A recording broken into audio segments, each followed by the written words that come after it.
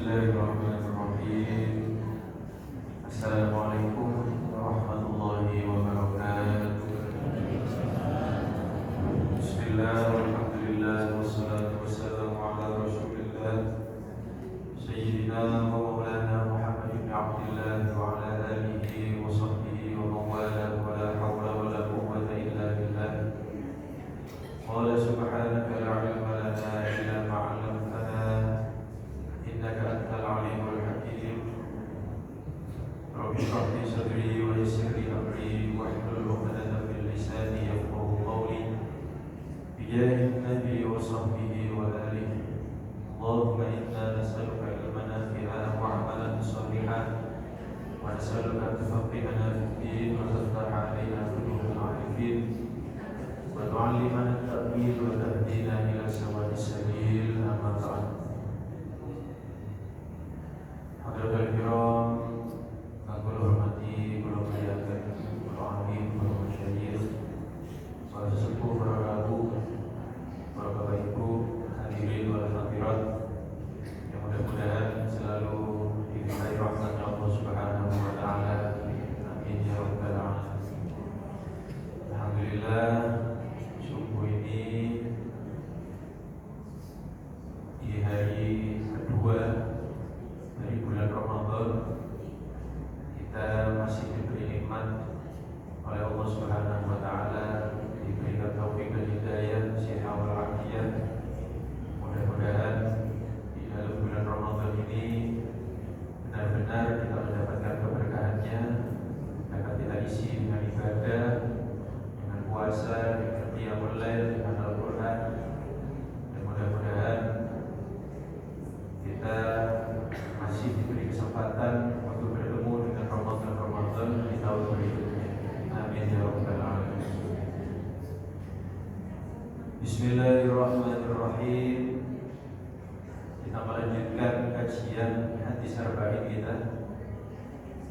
Al-hadits tsalathun, hadis yang ke-30. An Abi Tha'labah Al-Khushani Jurthum bin Nashib. Ini hadis diriwayatkan oleh sahabat Abi Tha'labah, namanya Jurthum bin Nashib. Sahabat yang meriwayatkan namanya Jurthum bin Nashib radhiyallahu anhu. An Rasulillah sallallahu alaihi wasallam, dari Rasulullah sallallahu alaihi wasallam qala, beliau bersabda, Inna Allah Ta'ala, sesungguhnya Allah Ta'ala faradha faraidah, telah menentukan kewajiban-kewajiban. Sesungguhnya Allah Ta'ala telah menentukan kewajiban-kewajiban. Fala tudayyi'uha, maka janganlah kalian sia-siakan. Wa hadda hududan, Allah telah membuat batasan-batasan. Fala ta'taduha, jangan kalian lewati batasan-batasannya Allah. Wa harrama asya'a, dan Allah juga mengharamkan beberapa hal. Fala tattahimuha, jangan kalian langgar. Wa sakata an asya'a rahmatan lakum ghayra nisyan, dan Allah mendiamkan banyak hal karena rahmat kepada kalian, bukan karena lupa. Fala tabhathu anha, maka jangan kalian bahas hal-hal yang didiamkan oleh Allah Subhanahu wa taala. Haditsul hasan, ini hadis hasan, rawahu Daruqutni, diriwayatkan oleh Imam Daruqutni. Ini insyaallah hadis yang akan kita kaji di subuh hari ini. Bismillahirrahmanirrahim. Syarah hadis, kita berkenalan dulu dengan sahabat yang meriwayatkan hadis ini. Nama beliau Abu Tha'labah Al-Khushani Jurthum bin Nashib. Sahabatnya bernama Jurthum. Kana min masyahiris sahabah. Di sini Imam Abdullah Jurdani dalam syarah hadis Arba'in ini menyebutkan beliau termasuk sahabat yang terkenal, Jurthum bin Nashid. Tapi kalau buat kita agak terkenal. Untuk buat pelajar hadis, para riwayat hadis, ini sahabat terkenal. Tapi untuk kita yang kurang ngaji hadisnya, tidak terlalu terkenal. Abi Salabah al-Khushani, Jurthum bin Nashid. Mimman hadara bai'at ridwan tahta syajarah sanata sittin minal hijrah. Beliau termasuk sahabat yang ikut bai'atul ridwan di bawah pohon tahun 6 setelah hijrahnya Nabi sallallahu alaihi wasallam. Wa sababu hadhihi al-bai'ah, ini ada sedikit cerita bai'atul ridwan. Anna Rasulullah sallallahu alaihi wasallam kharaja bi 1400 wa qila 500. Bahwa Rasul sallallahu alaihi wasallam berangkat dari Madinah menuju Makkah bersama 1400 atau 1500 sahabat li ziyaratil bait, untuk umrah.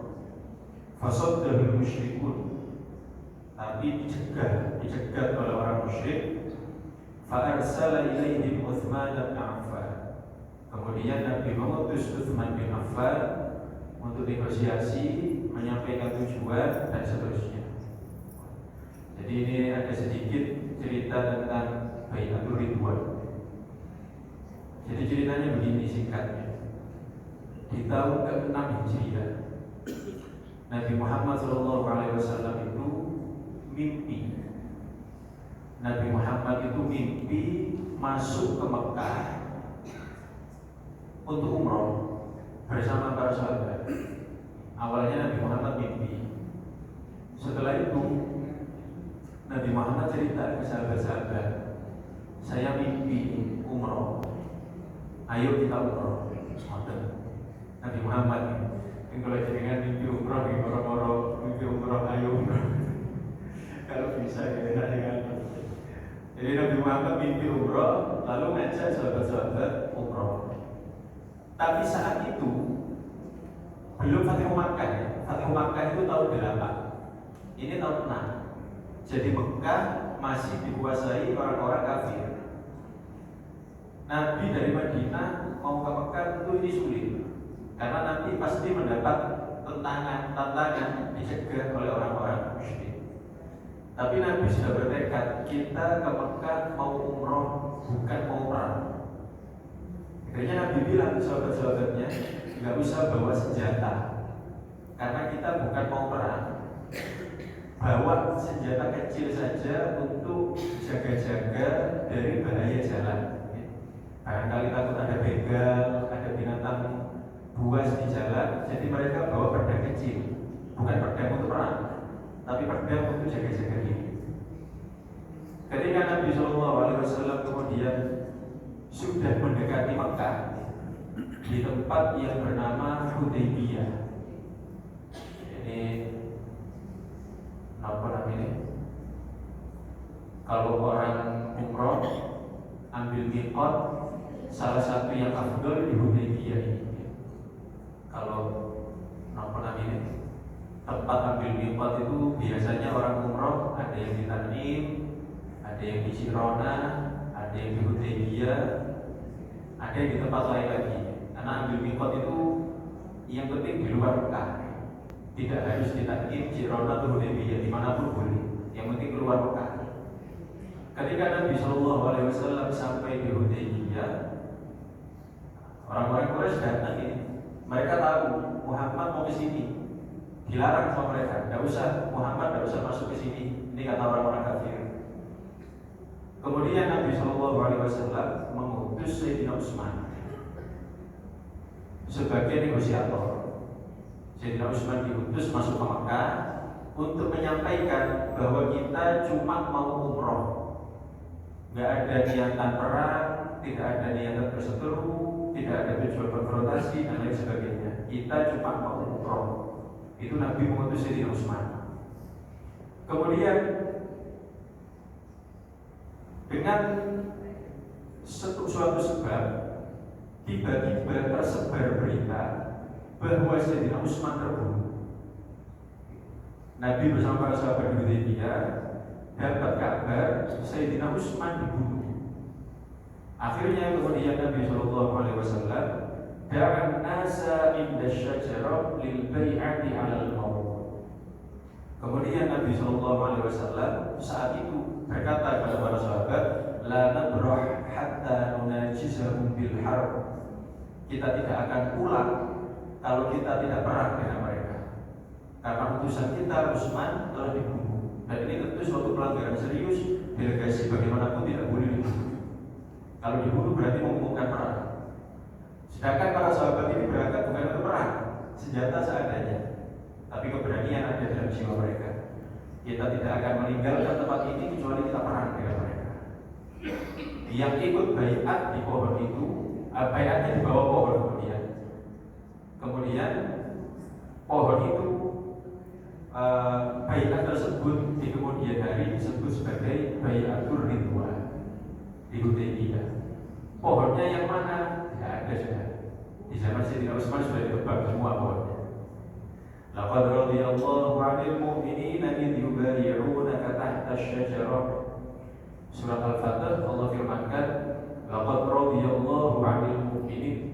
Sungguh Allah telah ridho dari orang-orang beriman idh yubayyi'unaka tahta asy-syajarah. Ketika mereka baiat, sumpah setia kepadamu wahai Nabi Muhammad di bawah pohon itu. Yang ikut baiat sudah diridhoi oleh Allah. Makanya baiat yang disebut baiatur ridwan, baiat keridhaan. Ketika Nabi sudah mengumumkan perang kita, ternyata orang Mekah takut juga. Akhirnya mereka kirim utusan juga. Mereka kirim utusan untuk cari solusi, kita nggak usah perang. Akhirnya mereka kirim utusan untuk negosiasi dan mereka bilang, Utsman tidak meninggal kok. Utsman ada bersama kami, memang kami tahan, tapi dia tidak apa-apa. Ternyata Sayyidina Utsman tidak meninggal, tidak dibunuh, memang ditahan. Lalu mereka kemudian membuat perjanjian, yang perjanjian itu terkenal dengan Sulhul Hudaybiyah. Perjanjian Hudaybiyah.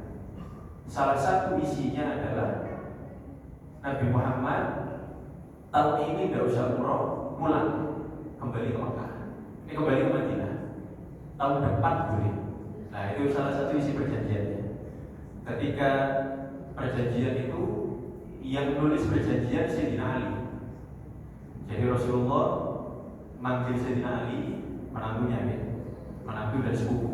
Ali tulis perjanjian. Ini adalah perjanjian yang dibuat oleh Muhammad Rasulullah dengan orang-orang Quraisy Makkah. Pembukaannya itu. Ini adalah perjanjian yang dibuat oleh Muhammad Rasulullah dengan orang-orang Quraisy Makkah. Ketika orang Quraisynya lihat itu, bilang, tidak usah ditulis Rasulullah. Kenapa? Wong kami tidak percaya Muhammad itu Rasulullah, kok ditulis Rasulullah? Hapus Muhammad saja, tidak usah dikasih Rasulullah. Sayyidina Ali disuruh menghapus, tidak berani. Sayyidina Ali tidak mau menghapus tulisan Rasulullah. Orang Quraisynya juga, kita tidak mau kalau perjanjian ada tulisan Rasulullahnya, karena kita tidak percaya kepada Rasulullah. Kemudian Nabi Muhammad SAW tanya kepada Sayyidina Ali, mana yang tulisan Rasulullah? Nabi Muhammad kan tidak bisa baca. Bahkan Nabi Muhammad tulisan Rasulullah pun tidak tahu Nabi Muhammad itu yang mana. Akhirnya sama Sayyidina Ali ditunjuk, yang ini ya Rasulullah. Kemudian Rasulullah menghapus ini. Nah, jadi memang menunjukkan betul bahwa Nabi Muhammad SAW itu tidak bisa baca, tidak bisa tulis. Dan tapi sebagaimana sering kita dengar, umminya Nabi Muhammad, tidak bisa baca dan tulisnya Nabi Muhammad itu bukan kekurangan. Kalau kita tidak bisa baca dan bisa tulis, kekurangan. Tapi Nabi Muhammad tidak bisa baca, tidak bisa tulis, justru kesempurnaan. Mukjizatnya Nabi Muhammad tidak bisa baca, tidak bisa tulis, itu justru mukjizat. Kok bisa begitu?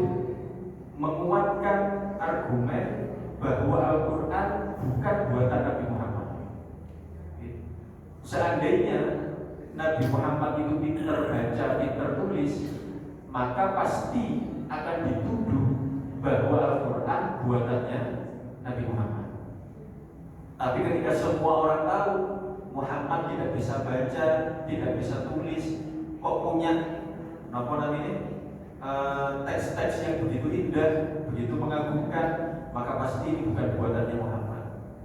Ini buatan Tuhannya Muhammad, yaitu dari Allah Subhanahu wa Ta'ala.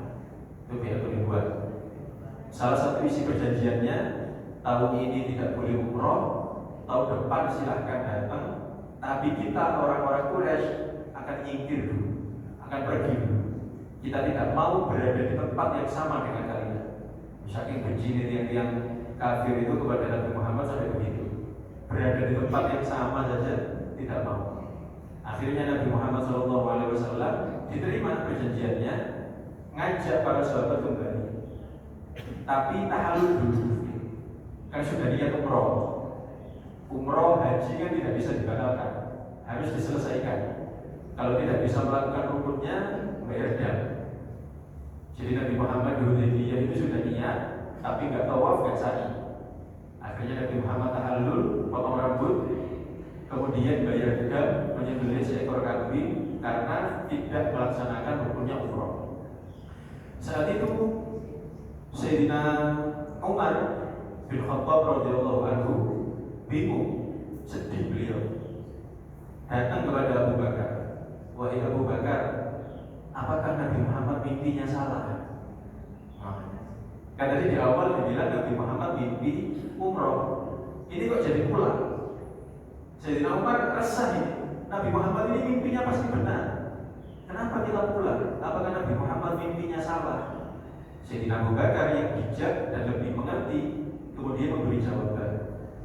Wa hal qala fi hadzal 'am, memangnya Nabi Muhammad bilang harus tahun ini kan? Kan Nabi Muhammad tidak bilang harus tahun ini. Nabi Muhammad bilang mimpi umroh, tidak menyebutkan tahun. Dan kita sudah buat perjanjian dengan orang-orang Quraisy bahwa kita boleh umroh tahun depan. Singkat cerita, di tahun depan, tahun 7, Nabi Muhammad berangkat umroh yang disebut dengan kemudian Umratul Qadha. Saat itu orang-orang Quraisy ketika Nabi Muhammad bersama para sahabat masuk Mekah, mereka pergi ke bukit-bukit di atas kota Mekah. Dari situ, ini orang-orang Quraisy ngomong satu sama lain, lihat tuh, orang-orang tua, orang-orang lemah akan umroh. Orang-orang tua, orang-orang lemah akan mengelilingi Ka'bah. Ketika Nabi tahu disebut lemah oleh orang-orang Quraisy, nggak mau Nabi Muhammad. Akhirnya Nabi Muhammad bilang kepada para sahabat, buka lengan kalian. Mulai dari umroh itu orang laki-laki ittiba, kain kain ihramnya itu ditaruh di bawah lengan kanan.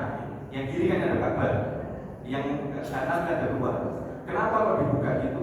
Biar kelihatan jadi sopor lemah, kuat ini. Itu salah satu hikmahnya itu. Kenapa orang ihram laki-laki ittiba, sunnah ittiba? Karena dulu ketika Nabi umroh qadha ini sama orang-orang kafir dibilang orang-orang lemah, Nabi bilang dah kita tidak lemah, ditunjukkan malah kuat. Kuat kan lengannya macam-macam. Bukan orang-orang kurus kerempeng, bukan juga orang-orang gemuk, kuat.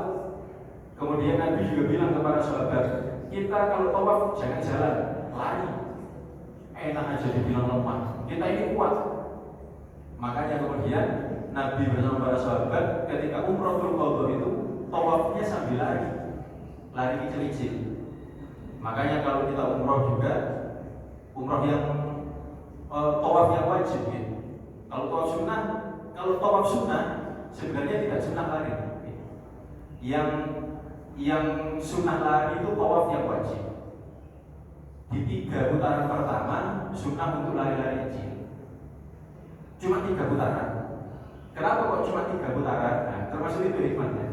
Ketika orang-orang Quraisy dari atas ngelihatin, ternyata ngomong Islam itu kuat tiba-tiba.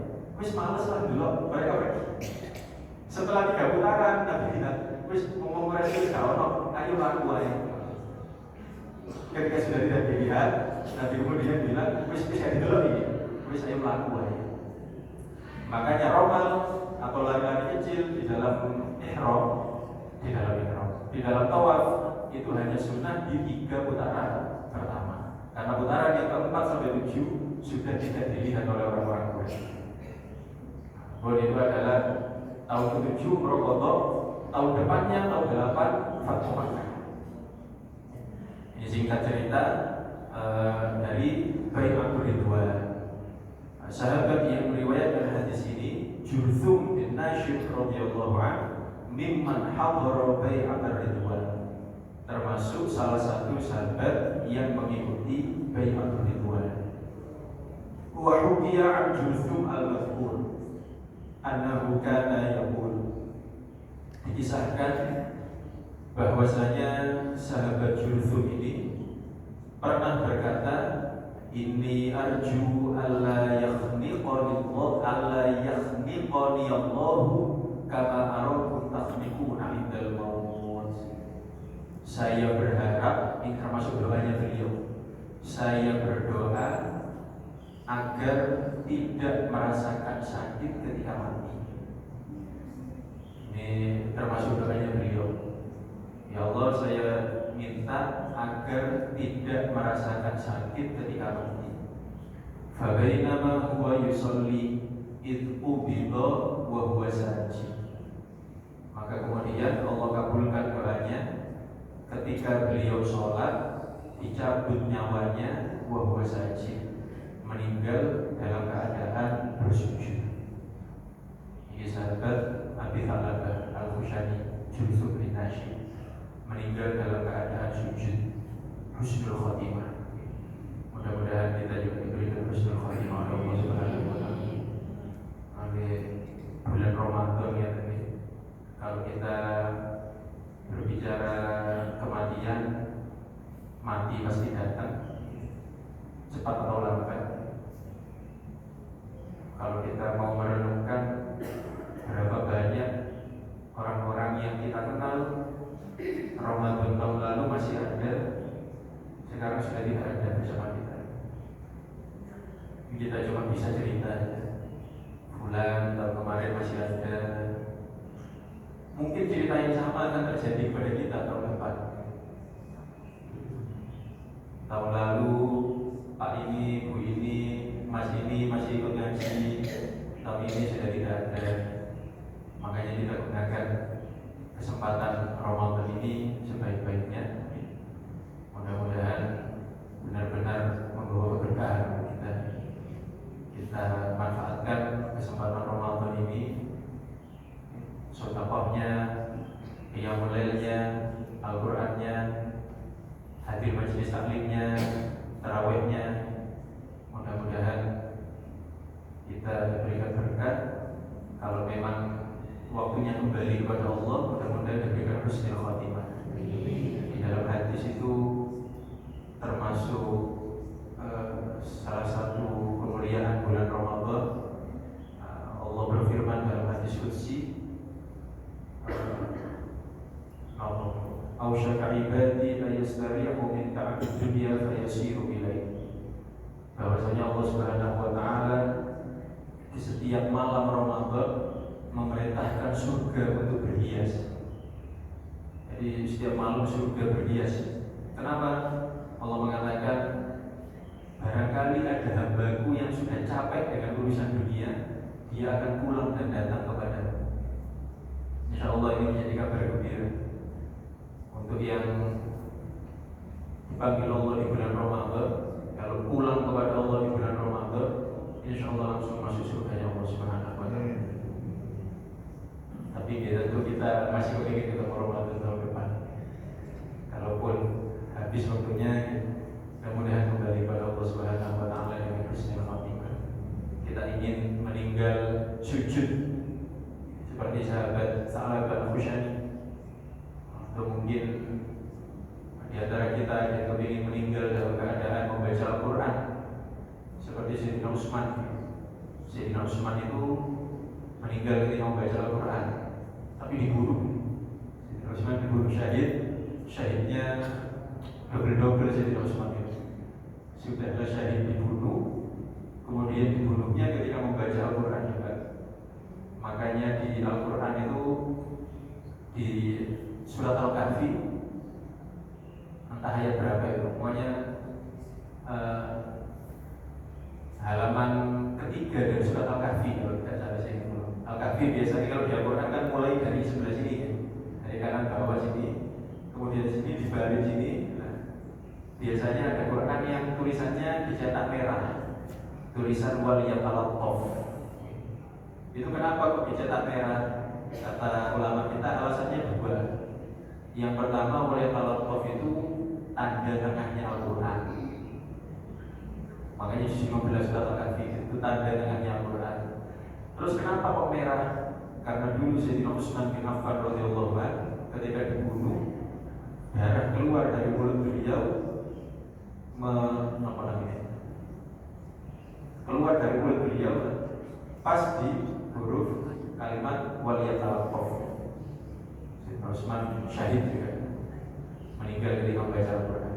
Mudah-mudahan kita diberi kemuliaan seperti itu oleh Allah Subhanahu wa taala.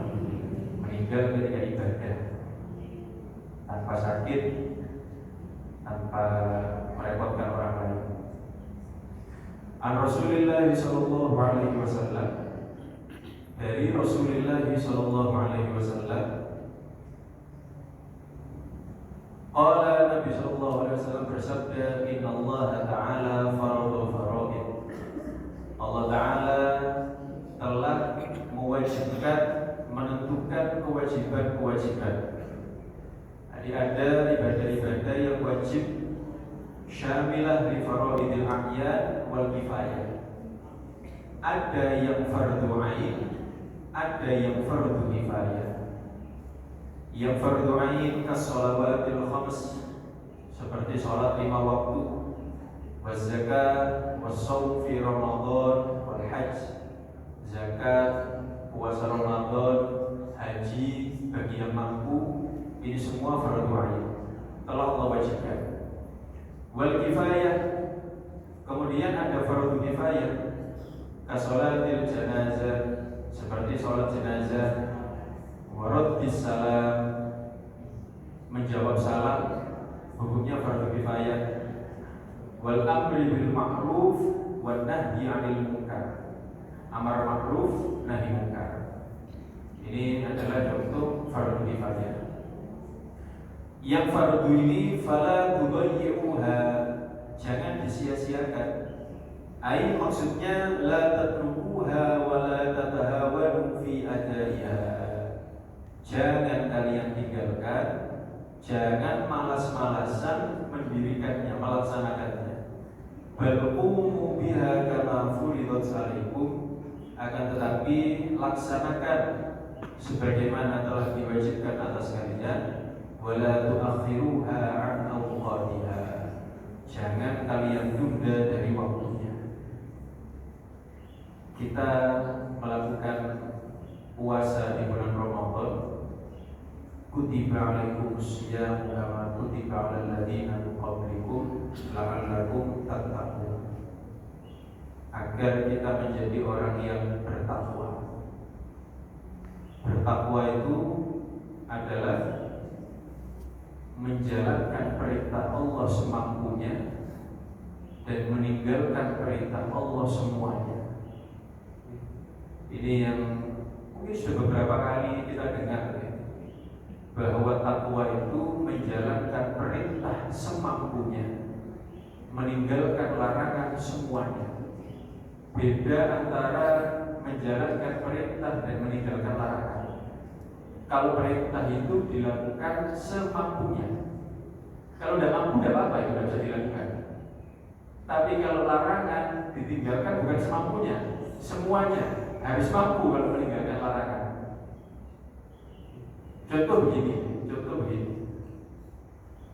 minum khamr itu tidak boleh. Misalnya ada orang, saya meninggalkan minum khamr, tapi 1 bulan sekali minum segelas kecil. Bagaimana? Tetap tidak boleh. Kalau minum khamr 1 bulan sekali segelas kecil, itu bertakwa apa tidak? tidak bertakwa.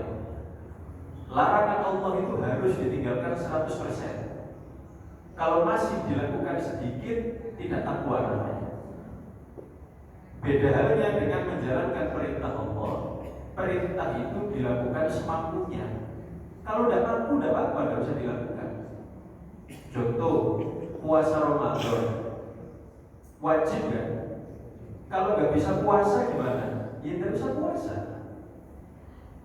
Untuk orang yang sakit kan tidak puasa. Untuk orang yang tua tidak mampu lagi puasa kan tidak perlu puasa, bayar fidyah saja. Jadi kalau perintah itu tidak mampu tidak apa-apa. Orang sholat disuruh berdiri, kalau tidak mampu tidak apa-apa, tidak usah berdiri, duduk saja. Bersuci disuruh pakai air, tidak bisa pakai air, ya semampunya saja, pakai debu tidak apa-apa. Memang kalau menjalankan perintah itu mudah, semampunya. Kalau meninggalkan larangan itu bukan semampunya, semuanya. Karena meninggalkan itu harus mampu. Meninggal kok nggak mampu gimana? Saya nggak bisa meninggalkan mencuri. Sesekali saya masih ngambil 10.000, bukan takwa. Larangan itu harus ditinggalkan, tidak pakai semampunya. Yang perintah lakukan semampunya. Nah, tapi semampunya ini yang sering disalahpahami.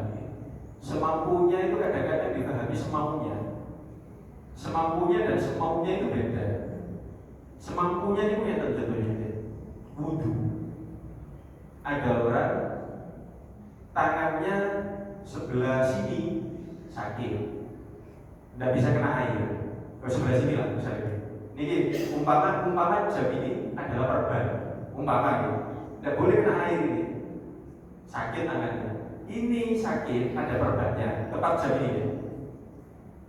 Kemudian langsung tayamum, salah ini. Tidak begitu. Kalau jenengan tangannya sakit bukan tayamum. Kenapa? Yang mampu dilakukan, yang tidak mampu ya sudah. Terus gimana? Wajahnya bisa kena air gak? Bisa. Ya wajah tetap disiram air. Tangan yang kanan bisa kena air, bisa. Tangan yang kanan disiram air. Tangan yang kiri bisa apa tidak? Yang ini bisa, yang ini nggak bisa. Ini mampu, ini tidak mampu. Ya sudah, yang mampu disiram. Yang tidak mampu tidak usah. Itu namanya semampunya. Semampunya itu ngoten loh. Yang mampu tetap dilakukan, yang tidak mampu ya sudah. Kepala bisa, ya diusap. Kaki bisa, kaki diusap, disiram. Itu namanya semampunya, bukan semaunya. Loro langsung tayamum, tidak begitu. Kalau mampu, ibunya yang mampu dilakukan, yang tidak mampu ya sudah. Jadi perintah Allah Subhanahu Wa Taala, la tatrukuha, jangan ditinggalkan. Selama mampu dilakukan, ya jangan ditinggalkan. Saya mampunya bayar fidyah. Kalau puasa tidak mampu karena belum sembuh gitu, atau sakit mah tidak bisa puasa, dibilang sama dokternya sampai ada poso susu sampai teler, tidak bisa puasa. Jadi kan mampu nih nopo, kalau mampu nih bayar fidyah. Karena memang tidak mampu puasa ya tidak apa-apa. Saya fidyah tidak mampu juga, tidak punya harta sama sekali, ya sudah tidak bisa. Mau nggak mampu. Perintah Allah itu dilakukan semampunya. Waqad shahha annahu sallallahu alaihi wasallam. Ini ada hadis bahwasanya Nabi sallallahu alaihi wasallam ra'a lailatal Isra qauman turdakhu ru'usuhum. Nabi melihat ada orang yang kepalanya dihancurkan. Kullama rudikhat 'adat kama kanat. Setiap kali kepalanya hancur, kembali lagi disiksa sama Allah. Kepalanya dihancurkan lalu kembali, dan hancurnya mesti hancur sakit ya. Bukan hancur tidak sakit ya. Bukan karena kembali lagi berarti tidak sakit, itu sakit. Kita ya Allah, jangankan kepala dipukul pakai palu, kebentuk gak semojo loro. Bayangkan lagi kalau kepala dipukul pakai palu, pecah tengkorak. Dan ini tidak cuma dipukul pakai palu, dihancurkan kepalanya. Bayangkan dilindes, dilindes yang biasa buat bulldozer yang meratakan aspal ya. Kepalanya dilindes dengan itu hancur. Kullama robakhon adat kama-kama. Setelah hancur utuh kembali, lalu dihancurkan lagi. La yaftur, nggak berhenti. Man haula ya Jibril.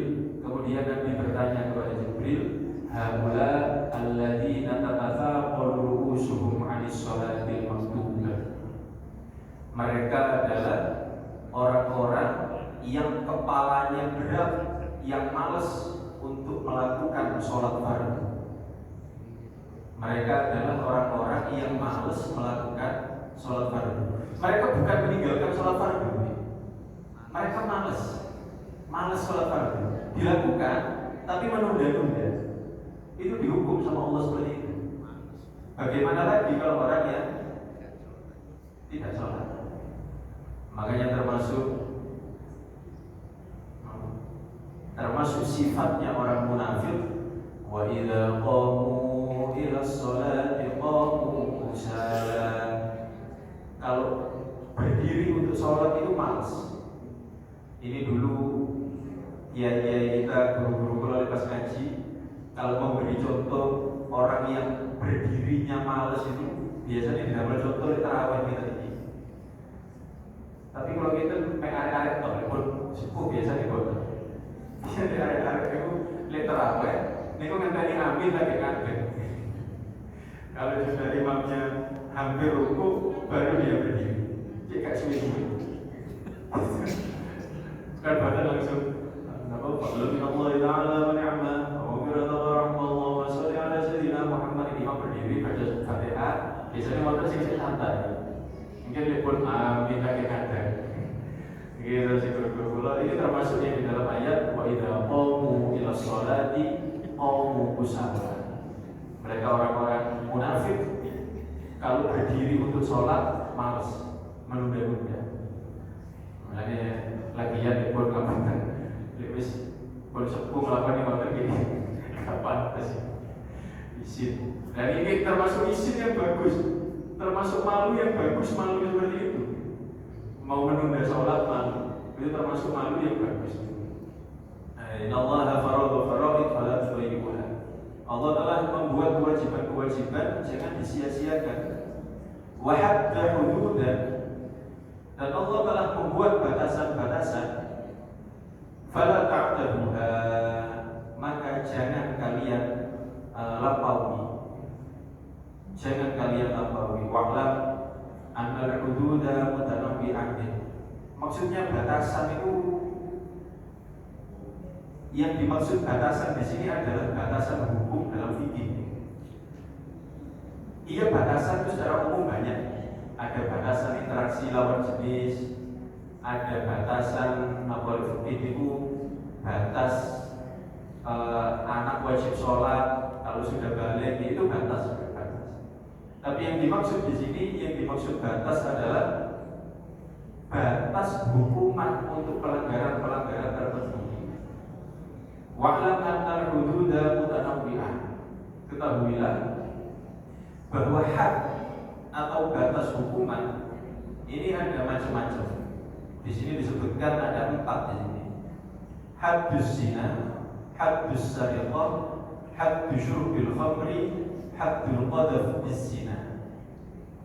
Kalau kita baca di kitab-kitab fikih, yang dimaksud had itu adalah hukuman untuk pelanggaran-pelanggaran tertentu, seperti zina, mencuri, minum khamr, dan zina. Pelakunya itu dihad. Nopo dihad itu artinya dihukum dengan hukuman yang sudah ditentukan oleh Allah. Ini namanya had, tidak boleh dikurangi, tidak boleh ditambahi. Contohnya, Haddu syurbil khamri, had hukuman untuk orang minum khamr. Di dalam hukum Islam, kalau orang minum khamr itu dihad, ada hukuman yang ditentukan oleh syariat. Tidak boleh dikurangi, tidak boleh ditambahi. Napa hadnya minum khamr? Arba'una jaldah, 40 cambuk. 40 cambuk. Wa haddul qadhaf bizina, ada had qadhaf. Had qadhaf niku napa? Qadhaf niku membuat orang malu dengan tuduhan zina. Misalnya ada orang mengatakan iku dudu anak ini. Apa wong iku biyen matang lagi oleh rabi lagi oleh bulan wis matang. Itu kan berarti tuduhan zina. Iku biyen rabi oleh bulan wis matang tuwek berarti. Rabi wis bulan matangnya wis 8 bulan. Itu kalau yang dituduh tidak terima, lapor ke hakim. Pak Hakim, saya dibuat malu oleh orang itu. Dibuat malu kenapa? Saya dibilang zina. Dipanggil orangnya, punya saksi namanya? Tidak punya, maka dicambuk 80 kali. Ini adalah hak atas hukuman yang ditentukan oleh Allah, tidak boleh kurang.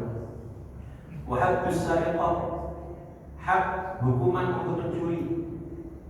Wa huwa qat'ul yadil yumna fi awwali marrah, mencuri pertama kali dipotong tangan kanan. Wa rijlil yusra fil marrati tsaniyah, kaki kiri kalau mencuri lagi. Wal yadil yusra fil marrati tsalitsah, kaki kanan kalau mencuri lagi. Wa rijlil yumna fil marrati rabi'ah, kaki kanan kalau mencuri 4 kali. Ini hukum dari Allah. Kalau ada pencuri, sudah ada bukti, diputuskan oleh hakim, dihukum, maka hukumannya tidak boleh melampaui batasan ini, tidak boleh kurang juga. Mencuri pertama kali dipotong tangan kanan sampai toponian ini. Saya pergelangan ini. Kemudian mencuri lagi yang dipotong kaki kiri. Jadi habis tangan kanan, kaki kiri. Mencuri lagi dipotong tangan kiri. Mencuri lagi dipotong kaki kanan. Kalau sudah 4 kali mencuri, sudah dipotong semua, masih mencuri lagi. Kalau sudah tangan 2 dipotong, bagaimana ngambil uangnya? Kok masih bisa mencuri? Jadi kalau sekarang mencuri enggak cuma ngambil uang ya, bisa apa namanya, nge-hack sistem. Pakai komputer, dipencet nama lapor tangannya, mencuri. Kalau sudah mencuri 5 kali, tidak ada yang dipotong lagi, ditaksir. Kalau taksir sudah bukan hak, sesuai kebijakan hakim. Dan yang terakhir, haddus zina. Zina juga hukumannya ditentukan oleh Allah Subhanahu wa taala. Wa huwa rajul in kana al-fa'il muhsanan, dirajam kalau pelakunya zina muhsan. Sudah pernah menikah kok zina, maka dirajam, dilempari batu sampai mati. Wal jaldu bi'ah wa tadrib ila masafatil qasri 'aman in kana ghairu muhsan. Tapi kalau belum menikah, maka hukumannya dicambuk 100 kali dan dipenjara 1 tahun. Fala ta'taduha, jangan kalian lampaui batasan Allah. Untuk penegak hukum, jangan melampaui hukum yang diputuskan oleh Allah Subhanahu wa taala. Wa harrama asya'a fala tantahikuha, Allah mengharamkan beberapa hal, jangan dilanggar. Yang haram jangan dilanggar. Wa sakata asya' rahmatan lakum ghairu isyan fala tabhathu anha.